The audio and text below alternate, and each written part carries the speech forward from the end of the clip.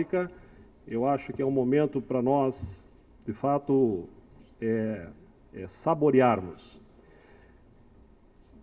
Lesão do manguito rotador. O que eu aprendi nesses 25 anos?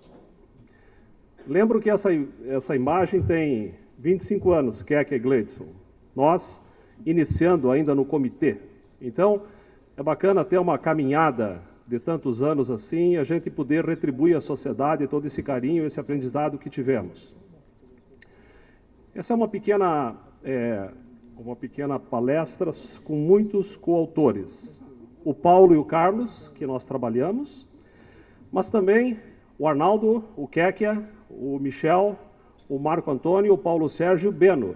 Eu fiz uma pesquisa para alguns colegas apenas, o que eles achavam que realmente mudou na sua prática em manguito rotador nesses 25 anos. Eu não queria chegar aqui apenas com a minha opinião, eu queria uma opinião mais da sociedade.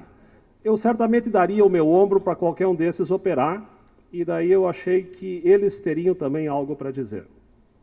Isso é, na verdade, mais uma das celebrações dos 25 anos da nossa Sociedade de Ombro, fundada em 1988, através desta ata, que foi redigida à mão pelo Kekia. Precisamos chegar em 82, quando o manguito rotador deu uma certa revolução. Dr. Neer, Columbia University, classificou a patologia do manguito rotador. E parece que as coisas daí se estabeleceram. Esse é um slide original do Dr. Neer, explicando aspectos clínicos de uma lesão grande do manguito rotador. É um slide original do professor Neer. E essa era uma época de grandes incisões. Mais que isso, o paciente só saía do hospital depois que tivesse boa mobilidade.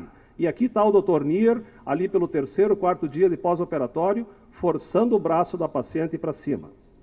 Logo a seguir, Louis Bigliani introduz, ele e Morrison, a sua classificação da curvatura do acrômio, que ajudou a selar coisas bem importantes, embora depois isso fosse contraditório. Nesta mesma época, na Universidade de Columbia, o Evan Flettel e eu fazíamos o treinamento, e lá foi desenvolvido o Supraspinatus Outlet View, ou seja, como você vai ver esse acrômio pelo lado correto. Isso foi publicado pelo Dr. Neer e Norman Poppen em 87. Era uma época que não se tinha muito o que fazer. Lesões pequenas se reparavam, lesões grandes se transferia algum tendão. Então aqui está a transferência do deltoide lateral para lesões enormes, maciças, e também a transferência do grande dorsal, uma técnica que foi introduzida por Gerber e popularizada no nosso meio pelo Sérgio Araújo, nos anos 80 e 90. E vocês se lembram do tempo que se fazia infiltração? Muita infiltração? Valia para diagnóstico, mas valia também para tratamento. Pois bem, isso mudou. E hoje, comprovadamente, um bom programa de reabilitação, reforço muscular, é mais eficiente que infiltrações para a síndrome do impacto. Muito bem, partimos há 25 anos atrás de grandes incisões. Elas ficaram menores, a mini incisão, aonde que com uma mínima lesão do deltoide, você poderia fazer muitas coisas lá dentro. Ver cabo longo, reparar e tudo mais. E depois, finalmente, o pulo para a artroscopia. Isso foi fácil? Não é bem assim. Historicamente, o Dr. Ellman é aquele que foi conceitualmente, historicamente reconhecido, o primeiro artigo que dá o início à caminhada da artroscopia do ombro no mundo, em 87.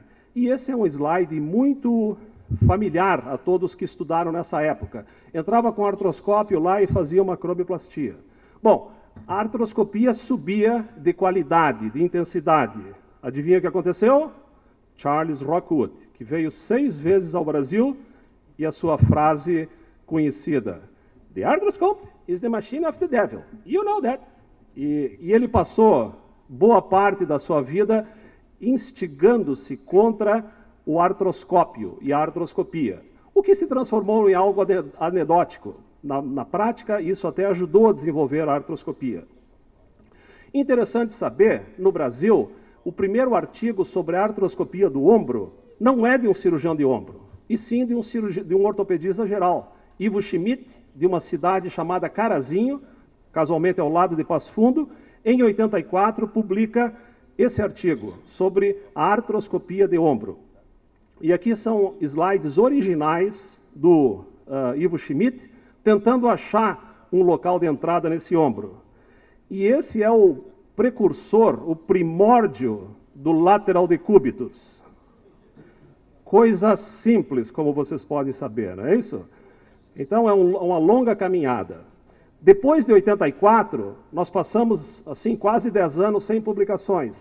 E as duas primeiras publicações de artroscopia do ombro vêm assinadas pelo Carreira. Uma junto com o Arnaldo e o Edgar e outra com o Edgar. A terceira publicação é do Nicoletti, que hoje não é mais um cirurgião de ombro, mas contribuiu também. Até chegar a esse momento, que vocês reconhecem todos, que essa pessoa sentada aí, ao redor de um monte de gente vendo, é o fator Gleidson. O fator Gleidson foi decisivo para a divulgação, para a propagação, para a aceitação da artroscopia do ombro, não só no Brasil, mas também em toda essa região do mundo. Então eu chamo carinhosamente de fator Gleidson. Depois continua a história. Em 83, pai e filho aqui, que bacana, o Frank e o Chris Jope adaptaram a classificação de Neer para atletas. E isso foi algo muito valioso. Em 84, um discípulo do Dr. Neer, Edward Craig, descreve uma maneira de olhar para o manguito rotador, porque antes era só artrografia, o que essa sala ninguém conhece. Se você tem menos de 50 anos de idade, você nem ouviu falar em artrografia de ombro, que era o que tinha.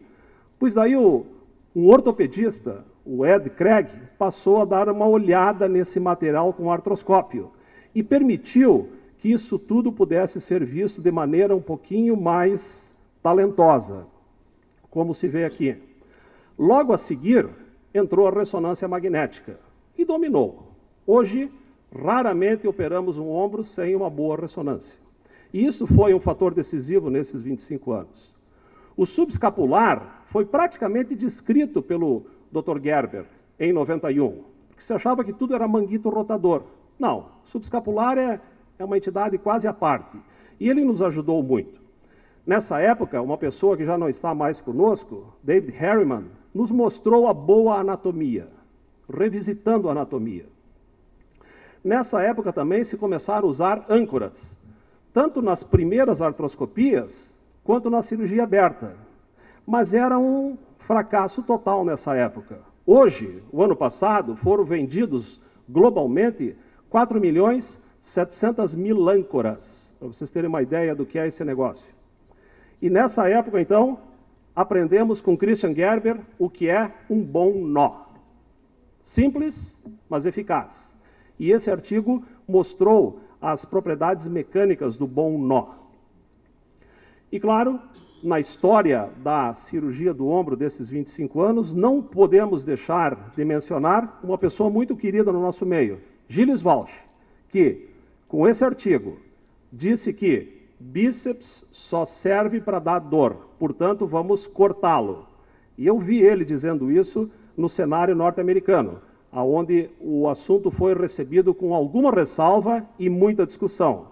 O Gilles Walsh, sem dúvida, é uma pessoa querida por todos nós, por tudo que fez, pelas pessoas que treinou, pelas vezes que veio aqui. Pulamos para 99, mais um francês muda a história da cirurgia do ombro, Goutallier.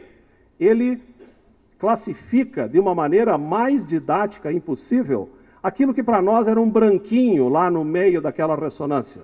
Um supraespinhal meio branquinho que significava nesses dois perfis. E isso, de fato, mudou para melhor a nossa abordagem para o tratamento das lesões do manguito rotador. Nesse período, havia também muitas comparações entre cirurgia aberta e fechada, aberta e fechada.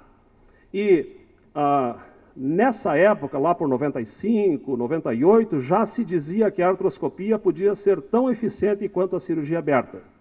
Foi daí que o nosso serviço, na época só comigo e o Paulo, mandamos um formulário de perguntas para os membros dessa sociedade, na época uma sociedade muito pequena. E algumas das perguntas tiveram respostas muito impressionantes. Isso eu apresentei, nunca foi publicado, em 2003. Como é que você trata rupturas do manguito rotador?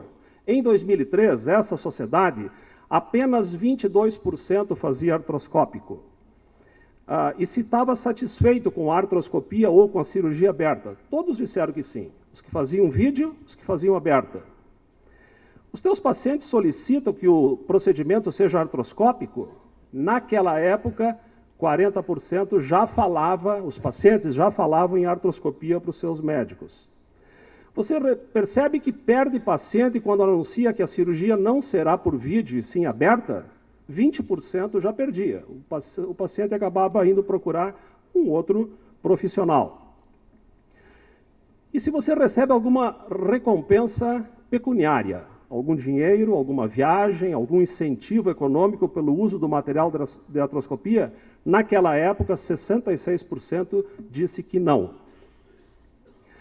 E se hoje você faz artroscopia, você julga que os teus tratamentos por via aberta deixaram sequelas ou maus resultados? Olha que interessante. Apenas 6% disseram que sim. A grande maioria disse não, os meus resultados com a cirurgia aberta eram bons. E algumas opiniões? Existe uma campanha forte por parte das firmas para estimular a artroscopia. Exagero na indicação da artroscopia sem que o tratamento conservador no impacto tenha sido tentado antes. Tenho 300 cirurgias abertas, estou satisfeito, mas terei que buscar artroscopia pelo mercado. Na artroscopia, o pós-operatório não dói, mas não confio na sutura. Na cirurgia aberta, o pós-operatório dói, mas confio na sutura. Bacana, né? Nessa época, também, em 2003, nós aprendemos sobre discinesia escapular. Um negócio que ninguém entendia bem sobre esses músculos aí. Vocês podem ver a escápula esquerda, mal posicionada, e quando o paciente vai levantar o braço, se percebe um winging. Então, não adianta operar a síndrome do impacto lá. O problema é na musculatura posterior. E isto foi muito bem entendido pelo Ben Kibler, que nos introduziu isso aí. Depois vem uma fase muito importante, significativa no mundo inteiro. Steven Burkhardt, ele mostrou tudo em artroscopia de manguito rotador. Desde como fazer, passando pelo double row, até o bear hug. Mas, de novo, isso é uma limitada demonstração de tanto quanto nos ensinou Steven Burkhardt. Depois começamos a entender um pouco melhor de footprint. Em 2006, esse trabalho de Curtis dizia, o footprint é assim. E em 2009, o Sugaya nos presenteia com uma super dica. O supraespinhal não se insere apenas na grande tuberosidade, mas passa por cima do cabo longo e se insere também um pouco na pequena tuberosidade. Sugaya ajuda também a gente a entender um pouco melhor sobre a reruptura.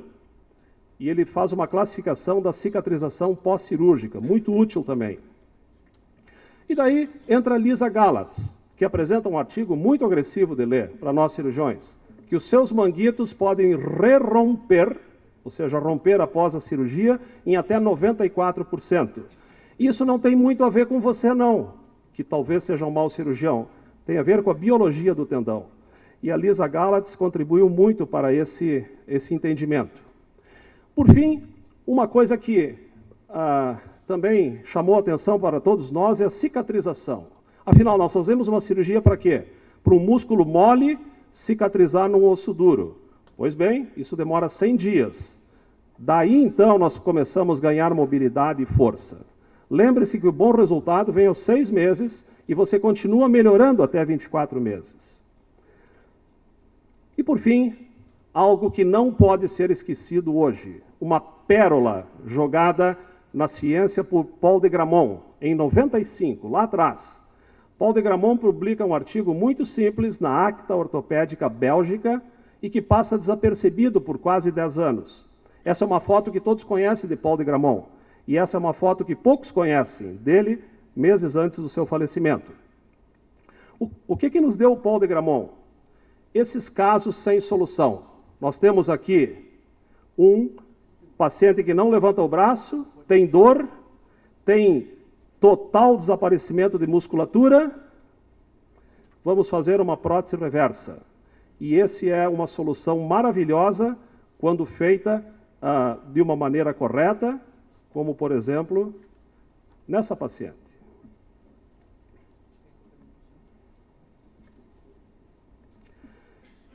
Essa é uma paciente que teve um pós-operatório. Ela é obrigada a rir. Pode abaixar. E desce o braço esquerdo. Atenção. Muito bem. Qual o braço que está doendo mais, dona? Esse aqui. O braço que não tinha tido a prótese reversa ainda estava doendo mais que o direito que havia tido a prótese reversa. Um paciente do Paulo Piluski.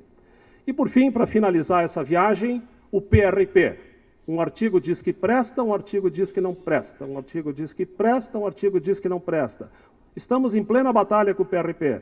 E esse artigo, publicado pelo grupo da USP, o Arnaldinho liderando, nos traz, de fato, uma visão um pouco melhor, dizendo que, na experiência deles, o PRP não foi significativo na cicatrização. Beno nos presenteia com um livro, resumo do Isacus, sobre vários assuntos do manguito rotador. Aprendemos sobre reabilitação moderna. Bill Levine, um dos nossos convidados internacionais que está aqui, escreve um livro maravilhoso sobre isso. Então nós aprendemos de todos os lados. Mas com quem que realmente nós aprendemos? Com a nossa equipe do dia a dia. Essa equipe que trabalhamos junto no ano passado em Passo Fundo, essa é uma equipe que visitou o meu serviço ao longo desses anos, com quem eu precisei aprender, com eles ou comigo para ensiná-los. Aprendi muito com essa sociedade. Ela tem sido uma fonte de inspiração para todos nós. E aqui está eu, uns 25 ou 55 anos atrás.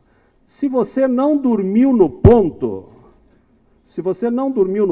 provavelmente você aprendeu esses avanços. E esta é uma visão compartilhada com os meus coautores.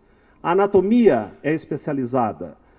A ruptura como um fator intrínseco, a biologia da lesão, a biologia da reparação, a cirurgia aberta que evoluiu para a artro, novos e melhores materiais, a cada dia tem vários. A imagem como uma coisa que você deve acessar antes para ter certeza do que vai fazer. O reforço muscular como tratamento conservador. A importância da degeneração gordurosa. O bíceps como fonte de dor. O repouso articular no pós-operatório, a discinesia, as lesões do subescapular e, por fim, quando necessário, a prótese reversa. Portanto, meus colegas, o manguito rotador evoluiu diariamente. Muitas contribuições internacionais, muitas contribuições nacionais. Vocês viram que a verdade permaneceu até que se prove ao contrário, e assim progride a ciência.